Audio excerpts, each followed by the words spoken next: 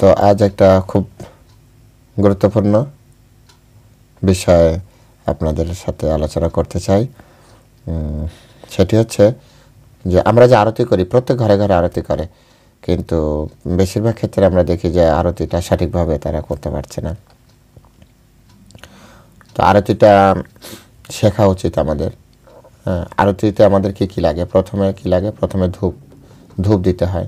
তো ধূপ প্রথমে কি দিতে হয়? সারা শরীরে 7 বার এভাবে ঘোরাতে হয়। ধূপটা 7 বার ঘোরাতে হয়। তারপরে প্রদীপ দেখাতে হয়। প্রদীপ প্রথমে পায়ে দেখাতে হয়। পায়ে দেখাতে হয় 4 বার।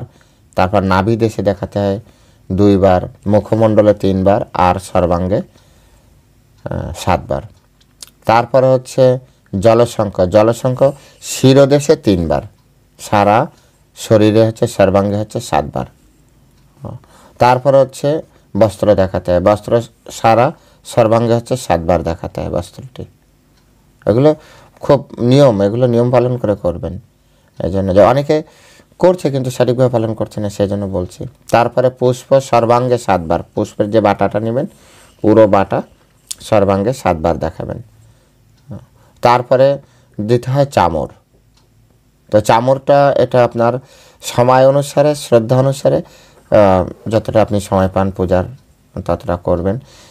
তারপরে ময়ূর পাখাটার বিশেষ একটা নিয়ম আছে। শীতকালে ময়ূর পাখা দেওয়া যায় না। শীতকাল ব্যতীত যে অন্য সময় আপনার সময় অনুসারে আপনি সুন্দরভাবে ভগবানকে দেখাবেন। তাহলে প্রথমে কি দেখাতে হয়? প্রথমে ধূপ, তারপরে হচ্ছে দীপ, তারপরে জলশঙ্খ, তারপরে বস্ত্র, তারপরে হচ্ছে আপনার পুষ্প, তারপরে চামর, তারপরে ময়ূর পাখা। হরে কৃষ্ণ। জয় শ্রীল প্রভুপাদ কি জয়।